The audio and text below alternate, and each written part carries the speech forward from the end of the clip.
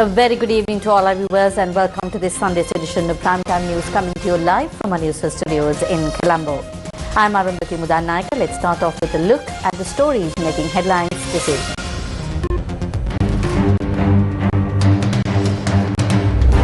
State of public emergency extended by a month to restore civilian life.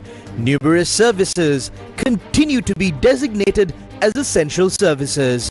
Final rites of the Nightingale of Sinhalese music, Lata Walpola, to be held with full state honours. Large crowds gather to pay their final respects. Former Minister Douglas Devananda remanded over allegedly providing a firearm to drug lords. Investigations into 20 missing firearms continue. Rainy weather conditions to increase from tomorrow. Disaster Management Centre says Tri-Forces on standby to face any potential disaster. Decision reached to provide subsidies and compensation for minor export crops damaged by disasters. R. Tashiha from Jaffna wins Shakti Crown Season 2. Myanmar's general election begins after a hiatus of 4 years.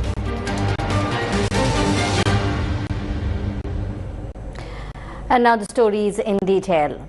An extraordinary gazette notification has been issued extending the state of public emergency with the aim of restoring civilian life disrupted by the disaster situation. Now, this was issued by order of the President under the signature of the Secretary to the President, Dr. N.S. Kumanayaka. The extraordinary gazette notification states that the extension is deemed appropriate in the interest of public security, the protection of public order and the maintenance of supplies and services essential to the life of the community. Meanwhile, the extraordinary gazette notification designating 15 categories of services as essential services has also been extended. This gazette was issued by order of the President under the signature of the Secretary to the President, Dr. N.S. Kumanayaka. Accordingly, an extraordinary gazette has been issued declaring the following as essential services: electricity, fuel and water supply, health services and ambulances, transport and roads, food supply, district secretariats, divisional secretariats and field offices, the central bank, state banks and insurance services, irrigation, telephone, telecommunications and media, reclamation and development of low-lying lands, agriculture and agricultural insurance. The relevant gazette notifications are scheduled to be tabled for parliamentary approval during the upcoming parliamentary week. President Anurakkumara Dissanayake initially declared a state of emergency on the 29th of last month with the aim of maintaining necessary services following the disaster that hit the country. Former Minister Douglas Devananda has been remanded in custody until the 9th of January 2026. This follows his appearance before the Gampaha Magistrates Court. Former Minister Douglas Devananda was taken into custody when he appeared before the Criminal Investigation Department the day before yesterday to provide a statement regarding an incident in which a pistol issued by the military was allegedly supplied to notorious organized criminal Makhandure Madush. The CID questioned the former minister for 72 hours while he was in custody yesterday. The police stated that the detention was carried out under provisions of the Prevention of Terrorism Act. Investigations are ongoing regarding 20 firearms that were issued to former minister Douglas Devananda. Among these are 15 T-56 rifles and 5 firearms of 9mm caliber. Investigations are also underway into over 1,500 rounds of ammunition for the T-56 rifles and more than 100 rounds of 9mm ammunition issued to him. The inquiries are being conducted under the supervision of the Criminal Investigation Department. The police noted that the firearms issued to Douglas Devananda were originally provided in 2001. One of the pistols issued to him by the military in 2001 was reportedly recovered in 2019 near a culvert in Valiveria and was found to have been supplied to the organized criminal Makhandure Madush. Following a detailed investigation by the Homicide Investigation Division of the CID regarding this matter, Douglas Devananda was taken into custody.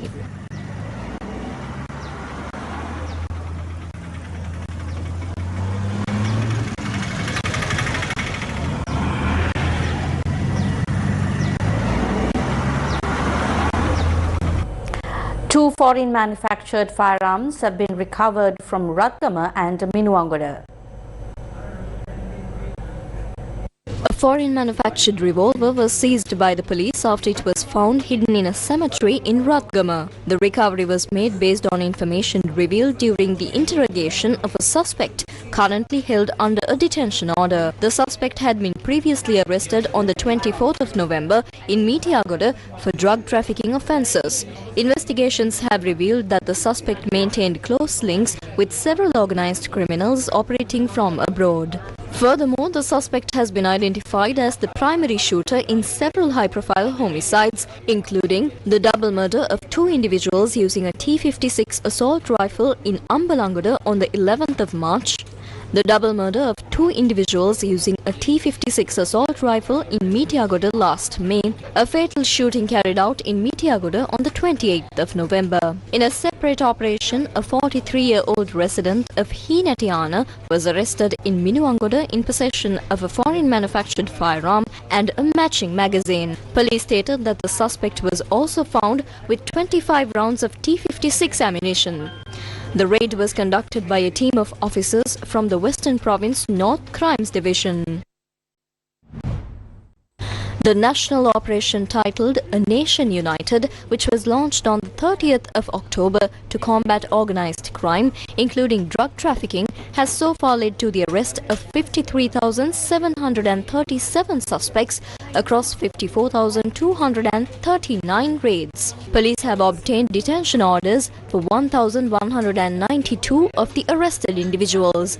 Investigations into illegal assets have been initiated against 50 suspects, while 1,205 have been referred for rehabilitation. During the raids, authorities seized 302 kilograms and 18 grams of heroin, along with 1,192 kilograms and 156 grams of crystal methamphetamine or ice. The final rites of the legendary songstress Lata Walpola, who passed away last night, leaving an irreplaceable void in the heart of Sri Lankan music, will be conducted with full state honours. Known and cherished by generations as the Nightingale of Sinhala music, Kalasuri Lata Walpola leaves behind a golden legacy of melodies that defined an era.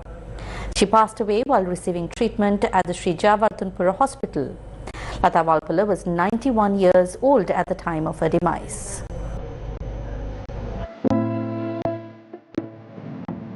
The body of the late singing legend Lata Walpola was laid at a private funeral home in Boralla today from 3 p.m. for the public to pay their respects.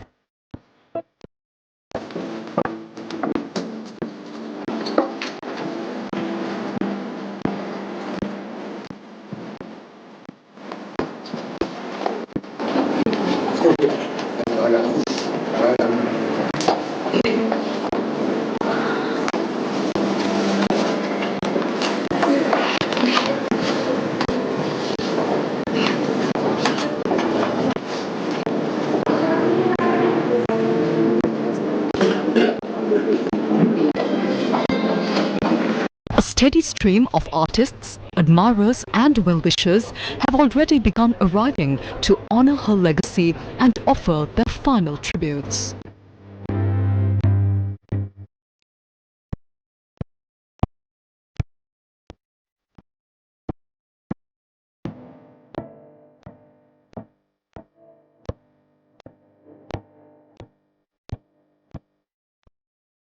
මගේ ජීවිතේ සිනමාවේ මම දැකපු කෝකිලාව දුකක් නැත්තේ අසනීප තත්ත්වෙන් ඉන්නකොටත් කතාකගේ හඬ වෙනස් වුණේ නැහැ. ඒ ආකාරයෙන් මෙයා ගීත ගායනා කළා.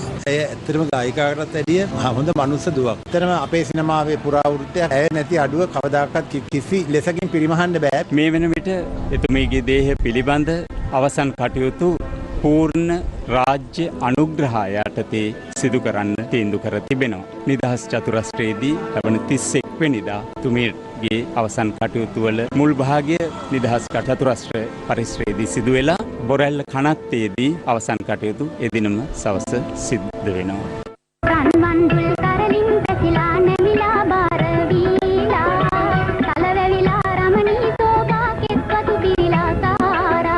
Lata Walpola, Born Rita Genevieve Fernando on the 11th of November 1934 at the Dhavalagiri house in Bambalapitiya, would go on to become one of Sri Lanka's most beloved voices. From an early age, she became a permanent member of her church choir, her melodious voice seeming like a divine gift.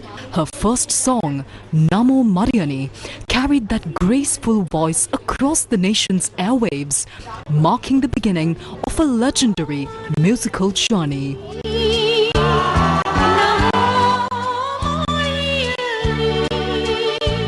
Even with her debut song, recorded at the tender age of 13, she displayed the unmistakable promise of a future queen of music.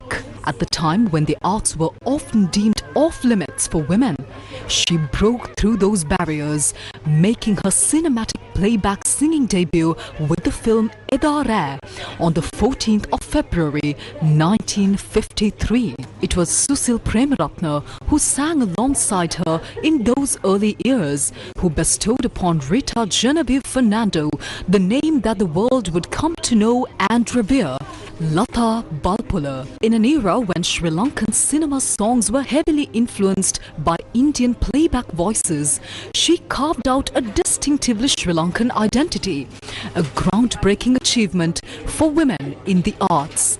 Across the decades, she set an unparalleled record, lending her voice to nearly 110 different actresses in Sinhala cinema.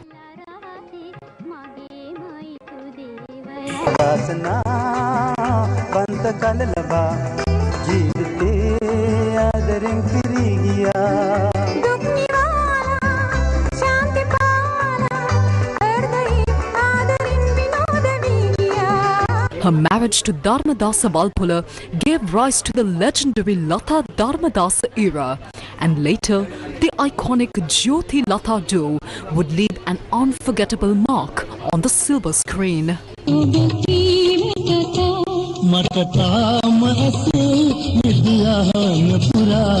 With a repertoire exceeding 5,000 songs, her voice captured every emotion. At times, it stirred the nation's patriotic spirit. At others, it evoked the deepest romantic sentiments in the hearts of her listeners.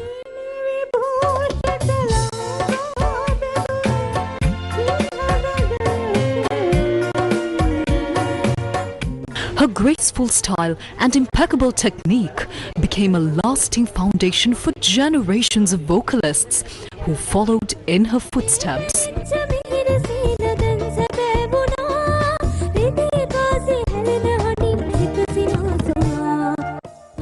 On her most recent birthday, the Newsfirst team visited her home in Thalangama to convey their greetings, joined by several veteran actresses whose voices she had brought to life over the years.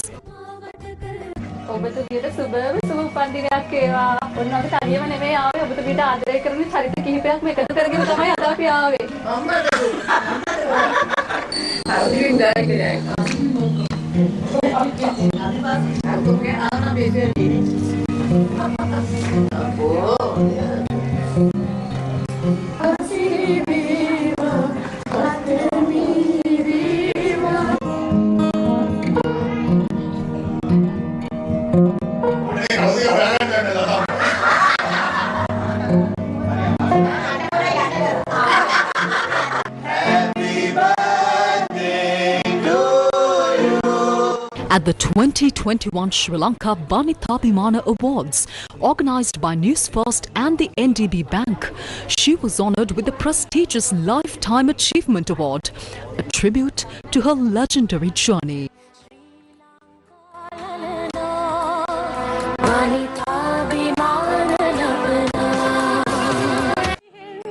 Her children, Suneth, Amit, Chaminda and Damnika have all followed in the footsteps of Lata and Dharmadasa, making their own names in the arts. Lata Walpola leaves us having gifted a complete artistic legacy to the nation, surrounded by her children and grandchildren.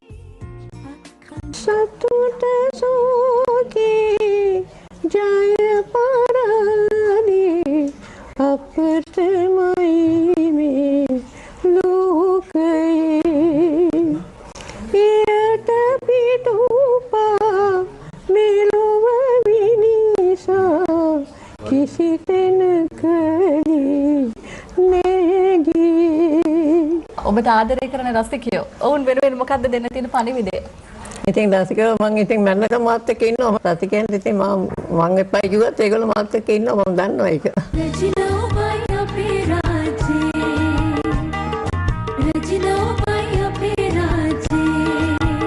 To the nightingale of the nation, whose divine voice captivated the hearts of Sri Lankans and who reigned as the queen of Sinhala music for decades. May you rest in eternal peace.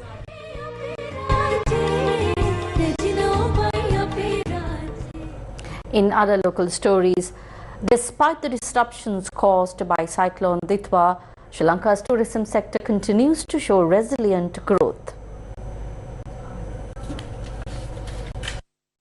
Latest tourism data reveals that while Cyclone Ditwa caused a slight dip in tourist arrivals during the first 2 weeks of December, it has not severely impacted the overall industry. According to the figures, total arrivals for the year have now neared the 2.3 million mark, reaching a total of 2,298,987. In November 2025 alone, 212,906 tourists visited Sri Lanka, marking a 15.6% growth compared to the previous year. Within the first 25 days of December, the country has already welcomed 195,394 tourists. India remains the leading source market this year with 519,816 arrivals. Other top markets include the United Kingdom 207,510, Russia 178,743, Germany 143,999, China 130,452. Additionally, significant numbers of visitors arrived from Australia, the Netherlands, Bangladesh, Poland, Italy, Canada, Spain, Japan, the Maldives and Switzerland. As of November this year, the tourism industry has generated $2,910 million in revenue.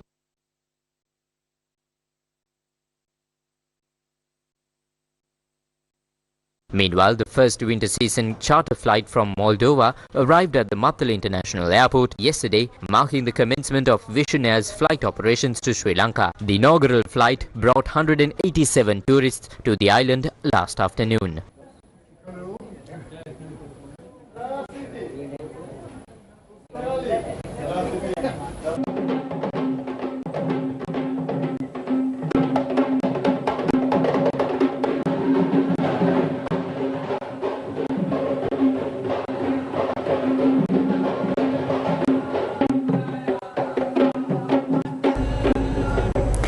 Shakti Crown, the international platform that provides opportunities for youth in Sri Lanka and across the world, held the grand finale of Season 2 yesterday at Stein Studios in Walpola.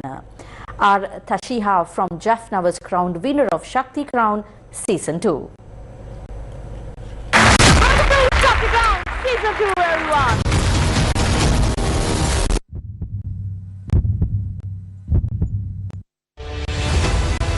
Music is a universal language that transcends borders, cultures and generations. For today's youth, singing and performing are powerful ways to express talent, emotion and identity. Shakti Crown stands as a true reflection of this spirit, a global platform created to elevate both Sri Lankan and international youth onto an international stage. Shakti Crown, the reality music show that offers aspiring singers a gateway into the music industry, has earned overwhelming support from audiences across Sri Lanka and beyond. Following the resounding success of its inaugural season, Shakti Crown Season 2 was launched, raising the bar for reality television and musical excellence. Building on the legacy of iconic programs such as Shakti Isai Ilavarasargal, Shakti Superstar and Shakti Junior Superstar, Shakti Crown introduced a fresh, contemporary experience for global music lovers.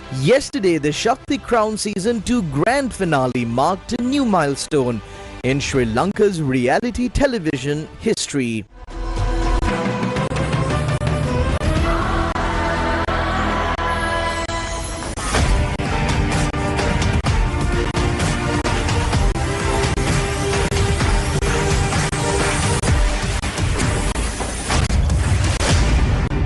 From nearly 8,000 contestants representing Sri Lanka and contestants from overseas, only 6 exceptional finalists advanced to the grand finale, showcasing extraordinary talent, discipline and passion.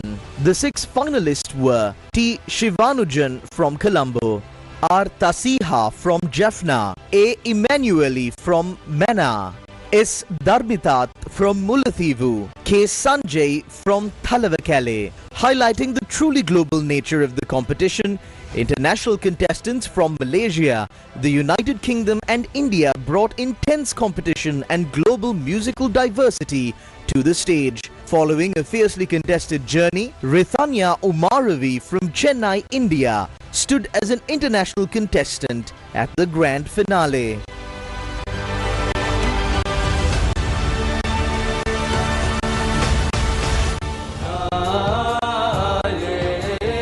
Last night, the finalists of Shakti Crown Season 1, Pranavi, Achya, Sitsabeshan and JK brought the Shakti Crown trophy to the stage.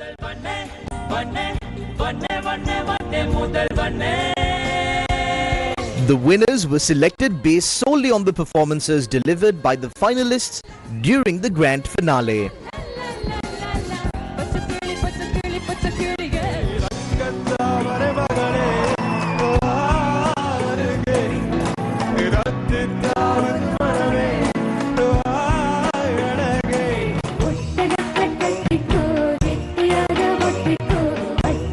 Competing across 2 high-impact rounds, the contestants elevated their artistry to international standards.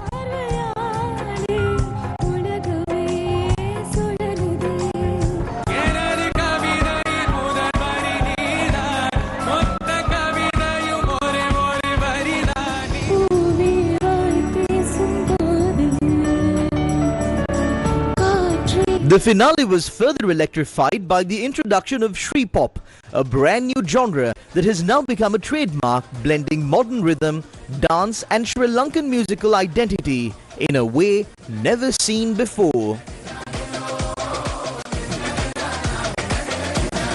The 6 finalists of the Shakti Crown Season 2 battled it out on the international stage at the finale held at Stein Studios. K. Sanjay from Thalavakale secured 2nd place.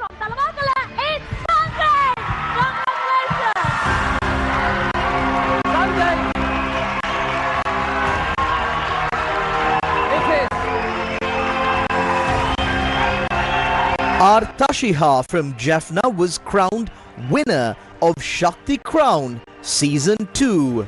And the winner is R. Tashiha!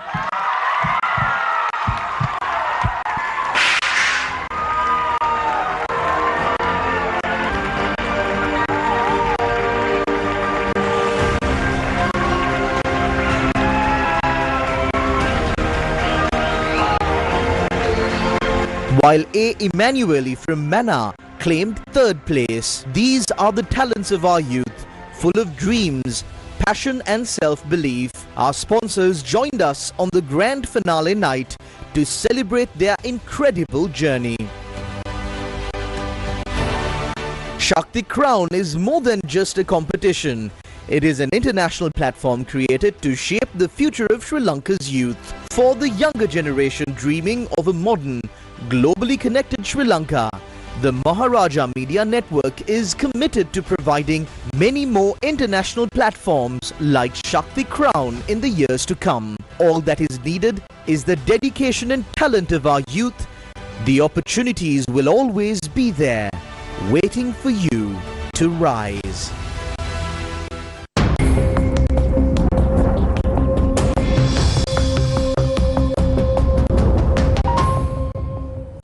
The Department of Meteorology states that an increase in rainfall can be expected from tomorrow due to the influence of atmospheric wavy disturbances affecting the island. This is further supported by the active northeast monsoon conditions currently prevailing over the country. The Department of Meteorology reports that intermittent showers may occur in the Uva province as well as in the Ampara, Batiklu, Matale, Nuwara Eliya and Polonnaruwa districts. Certain areas within these regions may experience fairly heavy rainfall exceeding 50 millimeters. Additionally, several spells of rain are expected in the northern province and the Kandy, Anuradhapura and Trincomalee districts. In the Sabaragamu province and the Galle, Matara and Kalutara districts, scattered showers or thunder showers are likely after 2 p.m. Fairly strong winds of up to 40 km per hour can be expected at times over the eastern slopes of the central hills, the northern, north central and northwestern provinces and in the Hambantota, Monaragala and Trincomalee districts. The Department of Meteorology urges the public to take necessary precautions to minimize damages caused by temporary localized strong winds and lightning during thunder showers. The Disaster Management Unit has issued a notice advising the public to remain vigilant regarding the potential impacts of the atmospheric wave disturbances affecting the island. Director General of the Disaster Management Centre, Sampath Kotuegoda, stated that military teams have been placed on standby to respond to any emergency or disaster situations that may arise. The Department of Export Agriculture says it will provide subsidies and compensation to crop farmers whose mine export crops were damaged by the recent disaster. Its Director General KSRD Samarasinghe says that a cabinet paper has already been submitted for approval. According to the department, a total of 583.8 hectares of mine export crops have been damaged, with pepper cultivation recording the highest impact at 511.9 hectares. In addition, 64.8 hectares of coffee and 7.1 hectares of cardamom cultivations have also been affected. The damage has been reported from the districts of Badulla, Kandy, Kurunegala, Anuradhapura, Nuwara, Kegol and Mathale. Crops belonging to 2,878 crop growers were damaged in the disaster. The temporary reconstruction of the flood-damaged Alahara Anicut has now reached its final stage. The Anicut was breached when the Aman River overflowed after the sluice gates of the Murugakanda Reservoir were opened following the impact of Cyclone Ditwa. The breach disrupted water supply to farmlands, affecting farmers in several communities, including Alahara, Girithale, Minneria, Kaudulla and Kanthale. In response, the Department of Irrigation, the Army and local farmers joined forces to build a temporary embankment using sandbags, ensuring the cultivation season can begin on schedule. The people of the Kotiagale estate in Bhagavantalavu today contributed to the government's disaster relief fund to support those affected by Cyclone Ditwa. The donation to the Rebuilding Sri Lanka Fund came from estate workers and local youth employed in the other regions, totaling over 100,000 rupees. Notably, the estate workers who earn a daily wage of 1,350 rupees generously donated their entire day's salary to assist those impacted by the disaster. The official announcement regarding this contribution was made at Kotiagale Estate.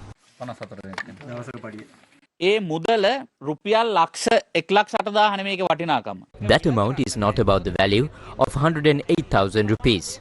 It is priceless because it carries so much meaning and emotion. Look at what some politicians do. They visit shelters and complain. You mean far more to us than those petty politicians. Your contribution is worth 1,000,000 times more, especially when troublemakers move from camp to camp trying to cause disruption. That is why I want to express my respect to all of you once again. The children of the Sri Dhammajoti Preschool in Yatiyantota today donated 100,000 rupees to the Rebuilding Sri Lanka Fund. What makes this contribution truly special is that the children collected the money themselves from their own savings at home. The donation was presented during the preschool's annual farewell ceremony held today at the Dhamma Hall of Nandarama Temple in Yatiyantota.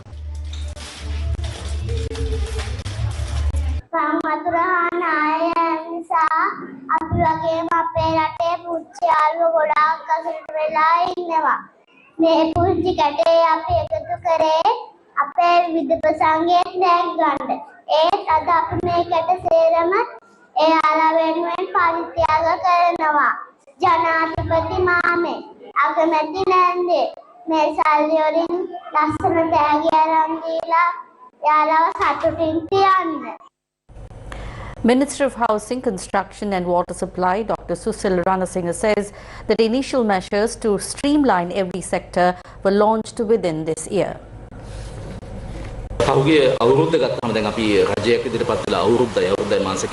Looking back at the past year, it has only been a year and a few months since we took office as a government. During this period, we have stepped in to address issues in every sector that had long been neglected under the previous system. Whether it is establishing road discipline or reducing accidents, there were essential changes needed across the board that simply hadn't been done. Therefore, taking this year as a whole, we have begun the foundational steps necessary to regularize every one of those areas. The minister made these remarks while attending an event at the Thamuttegama Ayurvedic Hospital held to launch a project to plant 1 million herbal saplings and collect 100,000 kilograms of medicinal herbs. News First with the people. The departure tax exercise from passengers leaving the country via the Matala International Airport has been removed. The departure tax exercise from passengers leaving the country via the Matala International Airport has been removed. The decision was taken by President Andrew Kumar Disanayaka. Accordingly, the $60 departure tax previously charged from outbound passengers travelling through Matala International Airport will no longer be levied starting from tomorrow. The decision will remain in effect until the 26th of June 2026. The move aims to attract airlines and passengers to the Matala International Airport. The LOLC Divisavia Obai Mamai Aperatai Social Welfare Initiative continues for its 7th day, focusing its relief efforts on those affected by the recent disasters in the Matale and the Badula districts. Divisavia Obai Mamai Aperatai Social Welfare Initiative reached its 7th day today.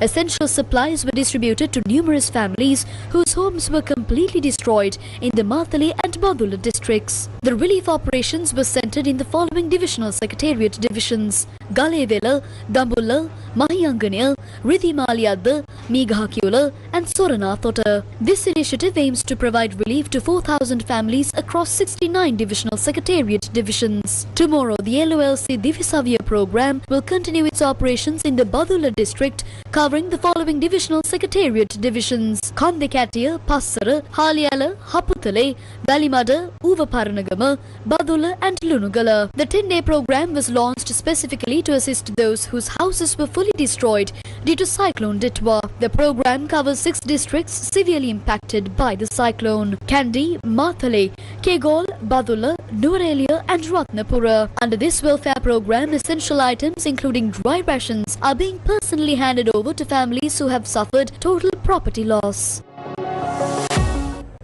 The spirit of Christmas came alive for the Sri Lankan Catholic community in the UK as a wedding choir hosted the Christmas Carols 2025 event, bringing together families and friends for an evening filled with music, fellowship and festive cheer.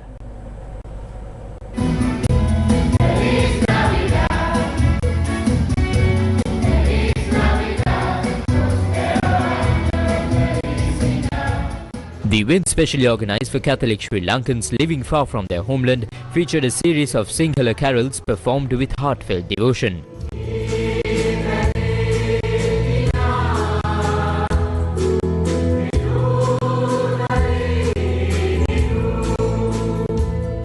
The wedding choir's rendition of traditional carols captivated the audience, creating moments of reflection, celebration and togetherness.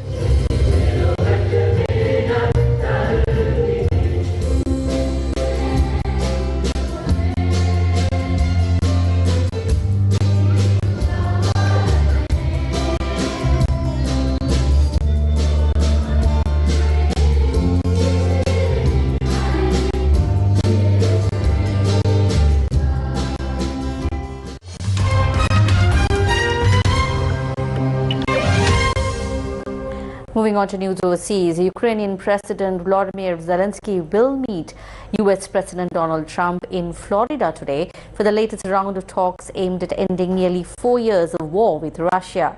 The pair will discuss an updated version of a US-brokered peace plan, which Moscow is yet to support, as well as separate proposals for US security guarantees. The meeting follows intense Russian bombardment of Kiev over the weekend, which Zelensky said is evidence that Moscow, quote-unquote, doesn't want peace.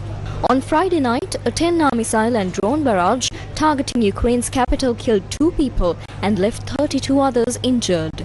At the meeting in Florida, Zelensky is expected to raise security guarantees and territorial concessions for Ukraine, both of which are issues that Russia has previously been unwilling to compromise on. They will also discuss the new 20-point peace plan, a revised version of an earlier 28-point plan drafted by US Special Envoy Steve Witkoff, which was widely seen as being too favorable to Russia. Control of Ukraine's eastern Donbas has been a major sticking point so far, but Zelensky has now said a free economic zone could be an option. The Kremlin has not commented on Zelensky's offer to withdraw troops from the eastern Donbas region if Russia pulls back too.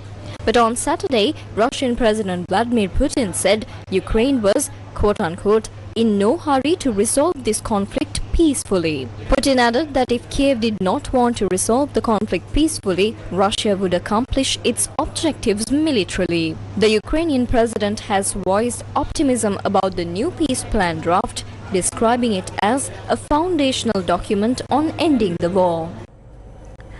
Under the shadow of civil war and questions over the polls' credibility, voters in Myanmar cast their ballots in apparently low numbers in a general election on Sunday, the first since a military coup toppled the last civilian government in 2021.